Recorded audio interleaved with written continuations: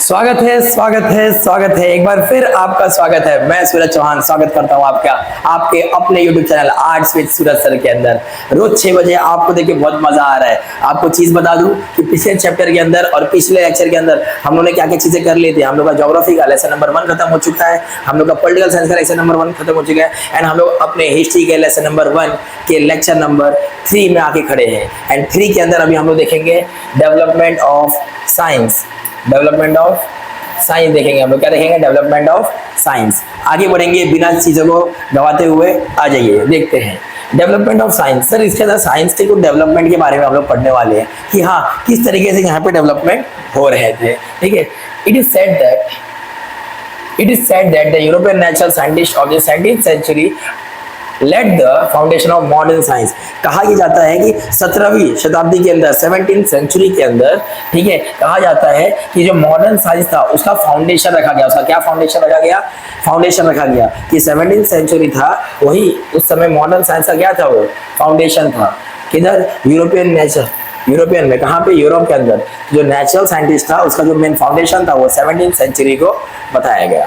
ठीक है, the 17th century ये एम्फसाइज करता है, बताता है, ठीक है, फॉलोइंग थीस, कुछ चीजें बताता है ये। ठीक है, जो 17th सेंचुरी है वो बताता है, कुछ चीजें बताता है। क्या बताता है? To prove that scientific principle established by empirical experiment remain true despite times and space. ये कहा जा रहा है कि हाँ ये चीज बताता है कि ये प्रूफ करता है, टू प्रूव दैट साइंटिफिक, मतलब इस समय लोग इस स्पिरिचुअलिटी की तरफ बहुत कम जा रहे थे, अंधविश्वास की तरफ बहुत कम जा रहे थे।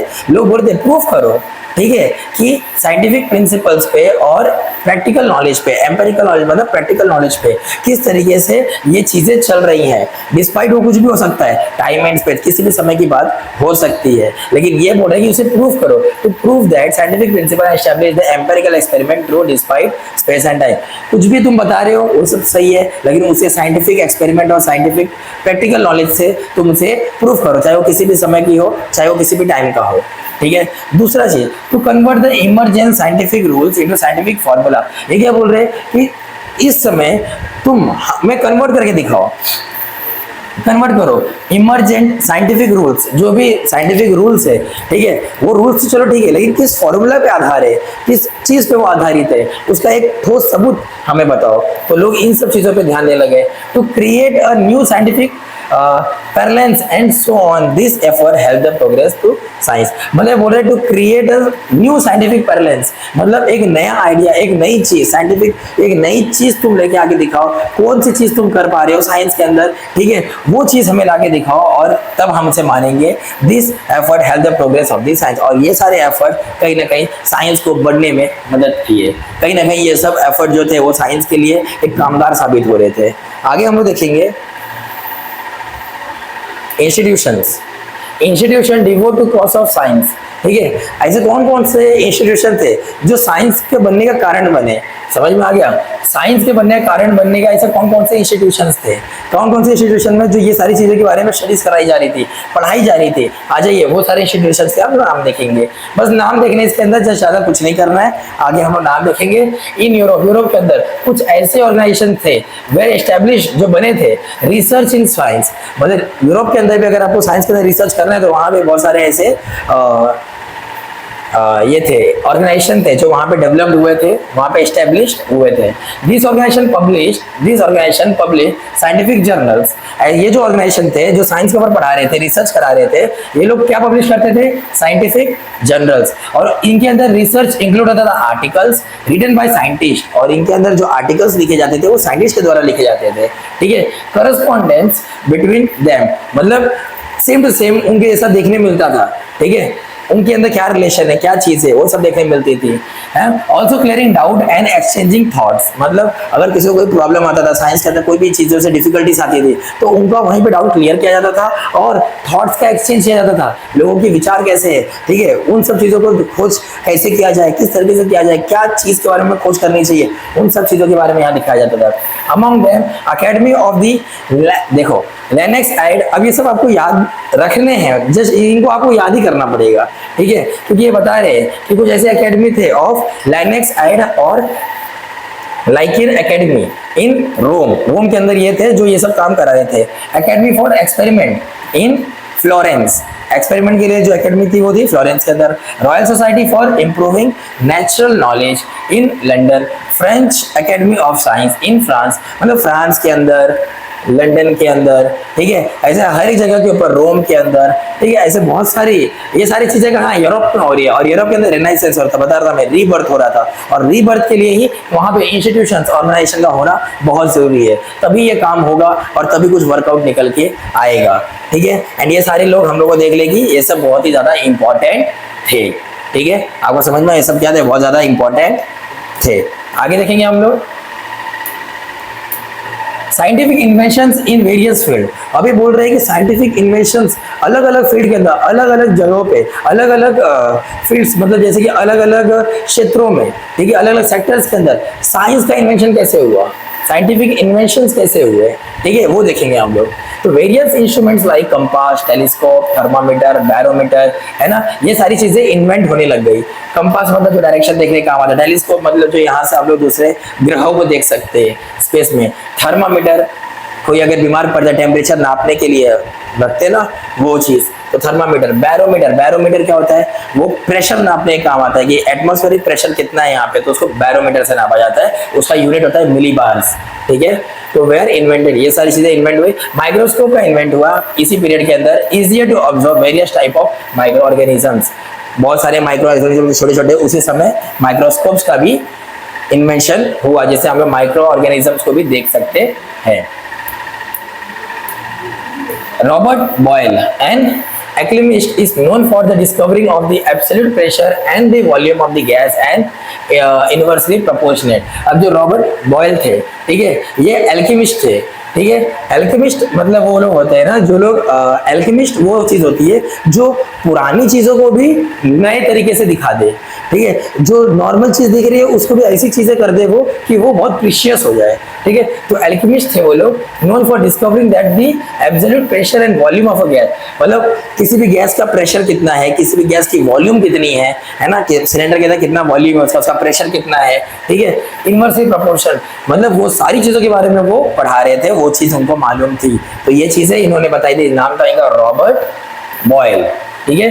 This created interest in further research and gases like hydrogen, nitrogen and oxygen। इन्होंने और भी दूसरी रिसर्च की और इन्होंने gases like hydrogen, nitrogen, oxygen के बारे में भी पता लगाया, ठीक है, मतलब उनके बारे में और भी रिसर्च की, ठीक है। देखो सर्च अलग होता है, रिसर्च अलग होता है। सर्च मतलब ढूंढना, रिसर्च मतलब जो चीज ढूंढी हुई है उसको फिर से ढूंढना, ठीक है। तो ये सारी चीजें पहले से थी, ऑक्सीजन, नाइट्रोजन, हाइड्रोजन, ये सब चीजें पहले से सब ढूंढ चुके थे, लेकिन हाँ इन सब चीजों के बारे में और डीप स्टडी करना, उनके बारे में समझना, उसको रिसर्च बोलते हैं हम लोग।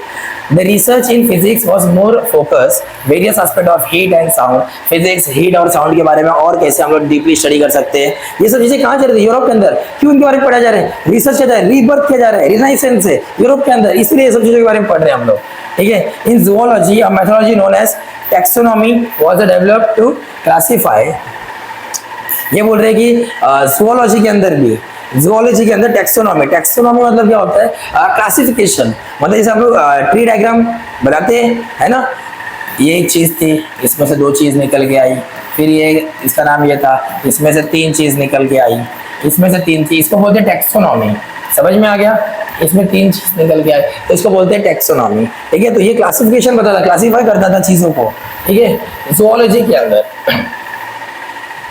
अभी आगे देखते हैं हम लोग, क्लासिफाई करता था एनिमल्स के बारे में। The research by Benjamin Franklin was very important as it throw lights on various aspects of lightning and electricity। अब बेंजामिन फ्रैंकलिन जो थे ये बहुत ही इंपॉर्टेंट रोल प्ले किए, किसके अंदर, इन्होंने एक चीज के ऊपर बहुत अच्छा नजर रखा, कौन सा, लाइटनिंग एंड इलेक्ट्रिसिटी। लाइटनिंग मतलब क्या होता है, जो बिजली गिरती है उसको लाइटनिंग बोलते हैं, एंड इलेक्ट्रिसिटी मतलब जो बिजली हमारे घर में जो इलेक्ट्रिक के अंदर आती है उसके बारे में इन्होंने बहुत अच्छी स्टडीज की। He coined many technical terms which are used in electrical science even today। और इन्होंने वो हर एक चीज के ऊपर नजर रखा और हर एक चीज की बातें उठाई जो आज है ना इलेक्ट्रिकल साइंस के अंदर हम लोग यूज करते हैं, ठीक है।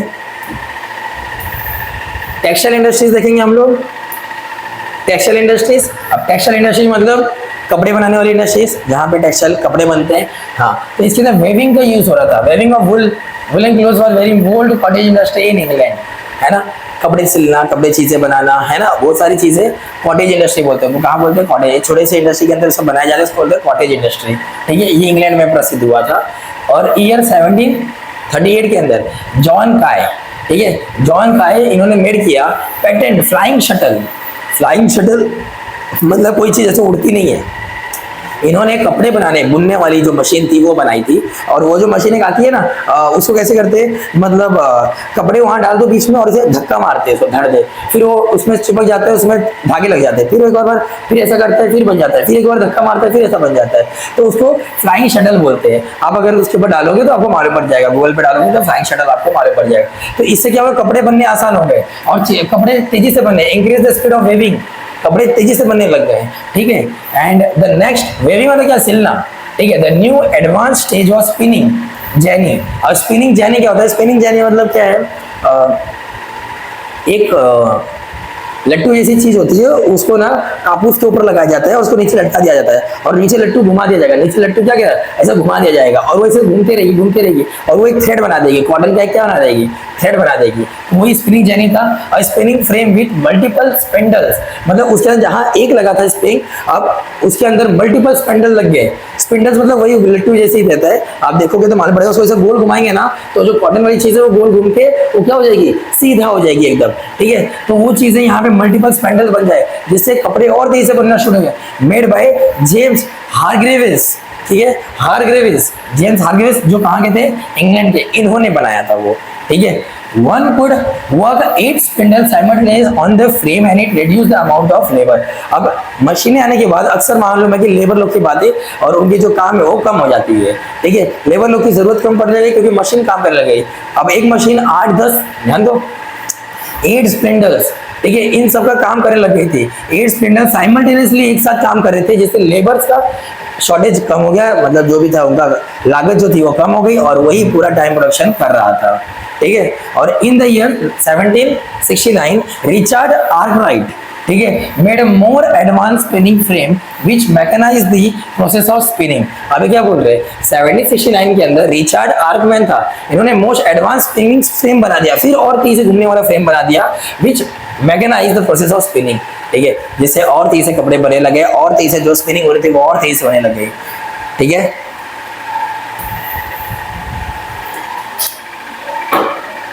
इसके अंदर, ठीक है, स्पिनिंग, इसके बाद स्पिनिंग मल आ गया, ठीक है। स्पिनिंग मल और भी कपड़े के अंदर, अब आप ध्यान देना ये सब ना क्या हो रहा है, उसके अंदर अपडेट आते जा रहे हैं, ठीक है। अब वो चीजों किस तरीके से और अच्छे से कपड़ा बना सकते हैं, तो स्पिनिंग मल भी लेके आ गए, ठीक है। It could produce yarn much faster than better twisting and strengthening. So Samuel Crompton invented a more modified spinning machine 1797 and named spinning mill, ठीक है। तो सैमुअल क्रॉम्पटन जो नाम थे, सैमुअल क्रॉम्पटन जो नाम था, उन्होंने स्पिनिंग मशीन बनाई जो कि बहुत ही ज्यादा आधुनिक थी, मॉडर्नाइज थी। उसका नाम था स्पिनिंग मल और बहुत अच्छी तरीके से ट्विस्ट करती थी, वैसे स्पिन करती थी और वो चीजों को अच्छे तरीके से बना पाती थी। विद दिस मशीन की स्पीड बढ़ गई, प्रोड्यूसिंग क्लोथ इंक्रीज हो गए 200 टाइम्स। मतलब ये जो मशीन आने के बाद क्या हो गया कि जहां लोग एक बार में कपड़ा बनाते, ये वहां पे 200 कपड़े बना रही थी एक बार में, ठीक है। तो जिससे बहुत ज्यादा बेनिफिट भी होने वाला था। 1785 सी के अंदर एडमंड कार्टराइट, ठीक है, एडमंड कार्टराइट इन्वेंट किए पावर लूम, ठीक है। अब बिजली से चलने वाली चीजें इन्होंने बना दी, पावर लूम बना दिया, किसने? एडवर्ड कार्टराइट ने। इन the year 1739 a machine called cotton gin was introduced. The machine was useful to removing cotton seeds and cotton fibers with a much greater speed। अब क्या होता है ना, देखो जो कॉटन निकलता है वो एक फल जैसा आता है, वो फल जब सूख जाता है उसके अंदर कॉटन रहता है, उसको जब निकालेंगे हम लोग तो उसको निकाल के ना उसका बीज अलग करना पड़ता है, वो भी एक बहुत बड़ा प्रोसेस होता है, लेबर उसमें भी बहुत ज्यादा लगते हैं। लेकिन इन्होंने क्या बना दिया, एक ऐसा मशीन बना दिया, कॉटन गिन करके, उसका नाम क्या था? Cotton gin. अरे कॉटन को गिनना, गिन के निकालो और उसके अंदर बीज है उसको फेंक दो, तो कॉटन गिन, ठीक है। कॉटन गिन वो मशीन इंट्रोड्यूस किया, ठीक है, और इंट्रोड्यूस किसने किया? एडमंड कार्टराइट ने किया, ठीक है, वो लूम बनाया, उसके थोड़ी देर बाद कॉटन गिन की मशीन आई, वो इंट्रोड्यूस हुई, और इंट्रोड्यूस होने के बाद उसके अंदर जो बीज होते हैं उसको आसानी से वो मशीन सिर्फ साइड से ऐसा गोल गोल घुमा और वो मशीन सीड्स निकाल देती थी और कॉटन रख देती थी। तो इससे ज्यादा बेनिफिट होने लग गया लोगों को और एक ग्रेटर स्पीड से काम शुरू होने लग गया। तो टेक्सटाइल इंडस्ट्रीज के अंदर हम लोगों ने देख लिया कि किस तरीके से अलग अलग तरीके से वेविंग मशीन्स आए, तरीका उसमें टेक्निक चेंज हुआ। जहां एक आदमी काम कर रहा था वहां 200 आदमी काम करने लग गए, सॉरी जहां 200 आदमी काम कर रहे थे वहां एक मशीन में 200 आदमी का काम करना शुरू कर दिया। एंड यहाँ पे नए नए इन्वेंशंस आते रहे जिससे जो स्पीड थी वो और तेजी से बढ़ने लग गई। थोड़ा पानी पी लेते हैं।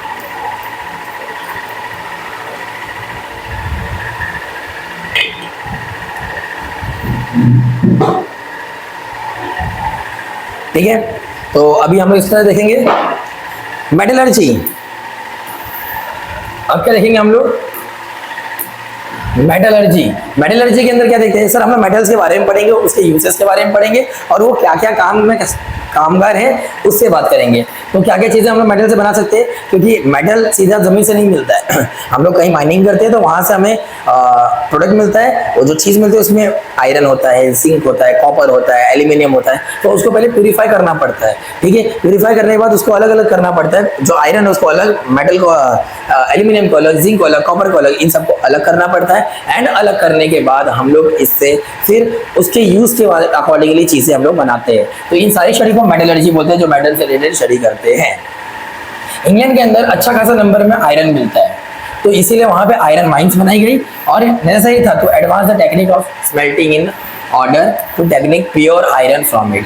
मतलब इंग्लैंड के अंदर अच्छी खासी मात्रा में आयरन मिलते हैं और आयरन के हिसाब से ये लोग ने आयरन माइंस वहां पे खोदे। एंड आयरन माइंस खोदने के बाद ये लोग को ये टेक्निक की जरूरत पड़ने लग गई कि हाँ जल्द से जल्द हमें इसे स्मेल्टिंग करना पड़ेगा, प्यूरिफाई करना पड़ेगा।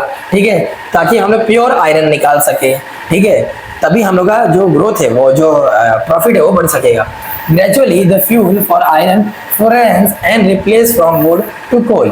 फर्नेस मतलब क्या होता है कि मतलब उसी प्योरिटी ही निकालना। ठीक है, जैसे इसको ना एक भारी 1500 से 2000 डिग्री सेल्सियस में उसको तापमान पे खाया जाता है और उसमें से फिर आयरन निकाला जाता है। इतना मुश्किल होता है प्रोसेस, आसान नहीं होता है। तो उस चीज को उन्होंने फ्यूनेंस से हटके इन्होंने वुड और कोल के ऊपर शिफ्ट हो गए। अरे सॉरी, तो मैं गलत बोल दिया इसके अंदर। ठीक है, इन्होंने वुड और कोल का इस्तेमाल करते हैं, लकड़ी जलाने के लिए इस्तेमाल करते हैं, लेकिन इस चीज से हटके ये लोग किस पे आ गए? फर्नेस पे। ठीक है, pure iron from it, gradually the fuel from iron furnace was replaced from wood to coal। हाँ, तो ये लोग wood से coal के ऊपर ये लोग ट्रांसफर कर गए। और furnace मतलब क्या होता है कि जिससे आयरन का वो जो मेन चीज चाहिए होती है वो निकालना, वो चीज इन्होंने उससे निकाला था। It facility create of furnace that could at a much higher temperature. अब फर्नेस मालूम है ना, जो आयरन का जो ये ओर है वो निकालना है हमें। ठीक है, तो जो आयरन निकालना है, उसको मेन आयरन निकलना चाहिए, उसको फर्नेस बोलते हैं। तो उसको निकालने के लिए एक हाई टेम्परेचर की जरूरत पड़ती है। तो पहले वुड पे सब लोग थे, तो अब किस पे आ गए थे? सब कोल पे आ गए थे, क्योंकि वुड जल्दी जल जाता है, कोल जल्दी नहीं जलता है। तो फर्नेस पे आ गए थे। ठीक है, वो चीज, और जिसकी वजह से एक हायर टेम्परेचर चाहिए रहता है, resulting the increase production of iron.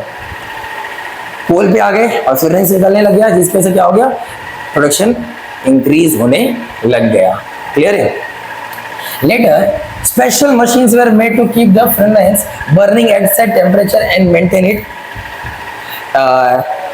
Aeration. मतलब जो फर्नेस था उसको एक हाई टेम्परेचर चाहिए होता है जलने की, तभी तो उसके अंदर से वो निकल पाएगा फर्नेस। तो इस चीज के लिए ये लोगों ने क्या किया कि नए नए टेक्निक्स और नए नए टेम्परेचर, ज्यादा टेम्परेचर लेके आने लग गए ताकि फर्नेस जल्दी से जल्दी हम लोग निकाल सके। ठीक है, और उसके लिए क्या होता है? अंदर एयर का होना बहुत जरूरी है। तो एरेशन, एरेशन मतलब उस आयरन के अंदर एयर की मात्रा डालना, इसको बोलते हैं एरेशन।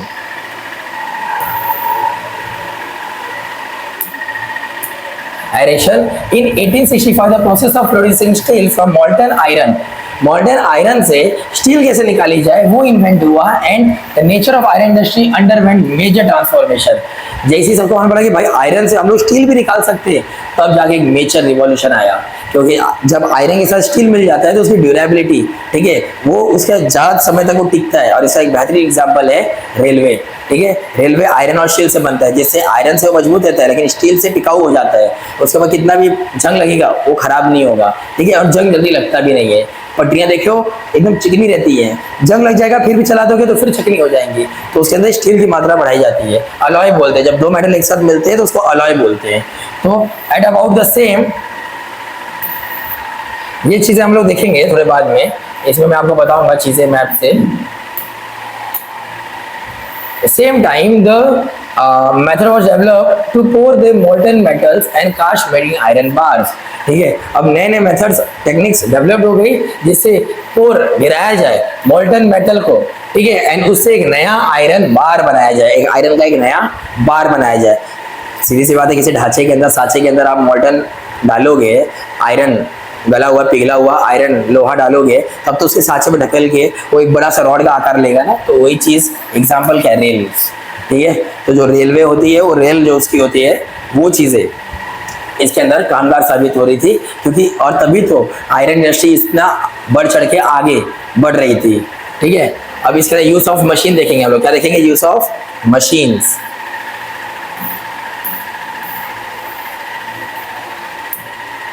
अब इसमें मशीन देखेंगे किस तरीके से हम लोग मशीन को यूज में लिए हैं, ठीक है। Once the machine prove effective in one industry, people try to test it useful for the other industry too. अगर एक मशीन किसी इंडस्ट्री के अंदर कामगार साबित हो रही है तो लोग सोचते हैं कि क्यों ना हम इस मशीन को दूसरे और इंडस्ट्रीज में भी यूज करके देखें, क्या पता और अच्छा रिजल्ट आए, तो वो चीज लोग करके देखते हैं। This result into inventions of new machines, ठीक है। अब इससे क्या होता है कि लोग उसके अंदर यूज करेंगे, थोड़ा बहुत खराबी लगेगा, उसके अंदर कुछ पार्ट निकाल के दूसरा पार्ट लगाएंगे, करते करते करते एक नई मशीन का इन्वेंशन कर देते हैं इसके अंदर। इसके अंदर इंडिया वाले बहुत आगे हैं, ठीक है ना। कोई चीज दिखेगी, बच्चे लोग, हमारे छोटे छोटे जो बच्चे होते हैं, कोई चीज दिखे उसको खेलेंगे नहीं, गाड़ी दिखेगी, मोटर गाड़ी, हाँ नहीं खेलना, जो खेलना नहीं उसको क्या करना है, खोल के देखो उसके अंदर क्या है, ठीक है ना। तो हम लोग वो नई नई चीजों का इन्वेंशन करते रहते हैं, newer machines. In 1783 Thomas Bell made a machine for cylinder और रोलर पेंटिंग ऑफ फाइबर्स, ठीक है। अभी क्या बोल रहे हैं, फैब्रिक के अंदर नई नई प्रिंटिंग करने के लिए ये थॉमस बेल ने एक नई मशीन बनाई। क्या थी वो, सिलेंडर और रोलर। रोलर कैसा होता है, रोलर किसी भी चीज को प्रेस करो, रोल कर दो, रोलर ये रोड रोलर कैसा होता है, रोड को प्रेस करता है, प्लेन करता है, वैसे ही फैब्रिक को प्रिंट करने के लिए, उसमें प्रिंटिंग करने के लिए रोलर का इस्तेमाल किया गया। By 1809 a machine came in use of sticking together and heel sole of the shoes. मतलब जूते का जो सोल बना है, सोल जो नीचे वाला पार्ट होता है जूते का, नीचे वाला पार्ट जहाँ पे एड़ी हमारी रहती है, ठीक है, वो वाला इलाका बनाने में ये सब कामगार साबित हो रहे थे। Machine came to use sticking together, है ना। Tailoring and machines were made.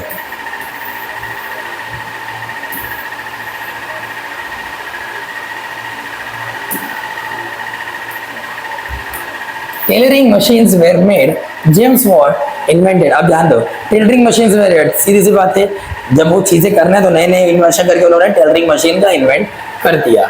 इसके बाद James Watt invented steam engine. James Watt ने स्टीम इंजन बनाया। स्टीम इंजन मतलब भाप, पानी गर्म करो, भाप से चलेगी वो, ठीक है। उसका भाप जब जनरेट होगा तो उससे इलेक्ट्रिसिटी एनर्जी प्रोड्यूस होगी और वो आपको आगे लेके जाएगी, तो उससे उन्होंने इंजन बनाया। In the beginning this engine was only used to transfer coal and iron ore. मतलब पहले तो ये इंजन सिर्फ और सिर्फ नीचे नीचे खदानों में, बड़े बड़े खदानों में जाके वहां से कोयला बाहर निकालने के काम आता था, लेकिन बाद में out of the mines later steam powered machinery came to use in textile industry. बाद में इसी एनर्जी का यूज करके जो स्टीम इंजन था, जो भाप से चल रहा था, उस इंजन को निकाल के लोग ने नए नए टेक्सटाइल इंडस्ट्रीज में भी इस्तेमाल करना शुरू कर दिया।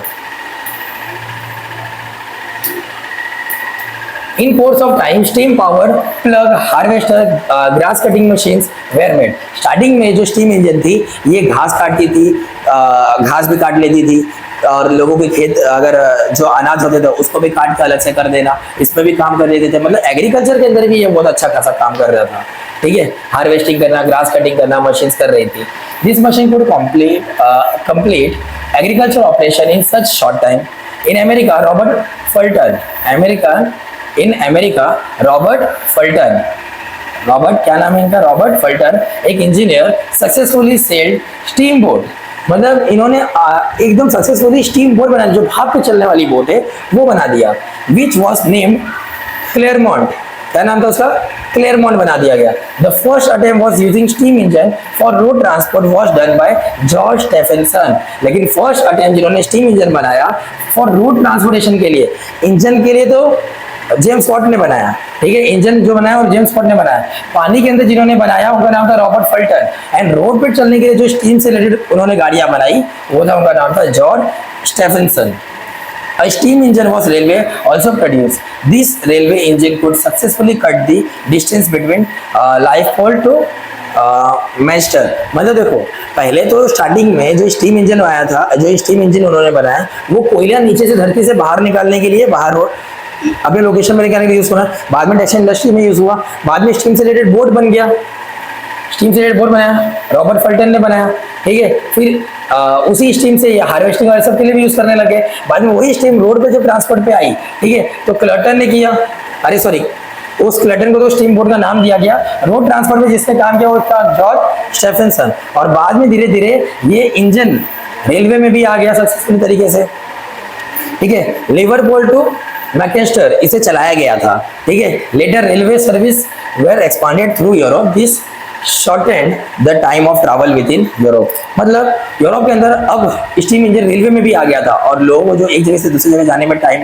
लगता था, अब वो टाइम बहुत ही शॉर्टर हो गया था यूरोप के अंदर, just because of renaissance, just because of rebirth, just because of advancement of technology. तो इन सब चीज़ों की वजह से नए नए एडवांस तरीके, इसीलिए बोलते हैं अंधविश्वास पे कम और रियलिटी प्रैक्टिकल नॉलेज पे ज़्यादा ध्यान दीजिए, ठीक है। एंड ये लोग ने इसके ऊपर ध्यान दिया और आज इनके बाद, लेकिन एक चीज़ बताता हूँ, ये सारे लोग, ये यूरोप के लोग थे, चोर चुट्टा लोग थे। ये सारे लोग इंडिया से सारा माल, पूरी दुनिया से माल चुरा के अपने यूरोप में लेके जाते थे। एंड इनके पास खाने पीने का तो कोई कमी था नहीं, इसलिए ये लोग इन्वेंशन कर पाते थे। हम लोग इन्वेंशन क्यों नहीं कर पा रहे थे? क्योंकि ये लोग हमारा सारा सामान, सारा हथियार हम पे राज कर रहे थे। ये लोग सब कुछ उठा के लेके चले जा रहे थे, ठीक है। ये सारी चीजें लेके जाने के बाद क्या हम 2 वक्त की रोटी जुटाने में लगे रहेंगे? हाँ, ऑफकोर्स बात है। क्या हम इन्वेंशन करेंगे? ना। इसीलिए सारे इन्वेंशन इन कुत्तों ने किया, हमने कुछ भी नहीं कर पाए। समझ में आ गया? लेकिन आज हम बहुत कुछ कर रहे हैं एंड ये सारे लोग बस देखते रह जा रहे हैं, कोई इशू नहीं है, ठीक है। आगे हम लोग देखेंगे ज्योग्राफी डिस्कवरीज एंड एक्सप्लोरर्स। ये हम लोग देखेंगे अपने लेक्चर नंबर 4 में। यहीं पे हम लोग लेक्चर नंबर 3 का अपना दी एंड करते हैं, ठीक है। आई होप आपको ये सारी चीजें समझ में आई होगी। धीरे धीरे इस तरीके को हम लोग समझेंगे। एंड आज थोड़ा सा मूड भी डाउन है और थोड़ा सा तबीयत भी खराब है, इसलिए आज थोड़ा सा हम स्पीड गए हैं। आई होप आपको ये चीज़ समझ में आए, लेकिन कंटेंट के अंदर हम लोग ने कोई भी कमी नहीं रखी है, ठीक है। एंड जैसे आप लोग मोटिवेटेड हैं उसी तरीके से मोटिवेटेड रहिए और अच्छी तरीके से पढ़िए। जो चीज़ें नहीं समझ में आ रही, रिकॉर्डेड लेक्चर्स हैं, पीछे जाके आप उसे देख सकते हैं। और चलिए इसी के साथ हम लोग इस लेक्चर का डे एंड करते हैं। मिलते हैं आपसे लेक्चर नंबर 4 में। तब तक के लिए जय हिंद, जय भारत, जय महाराष्ट्र।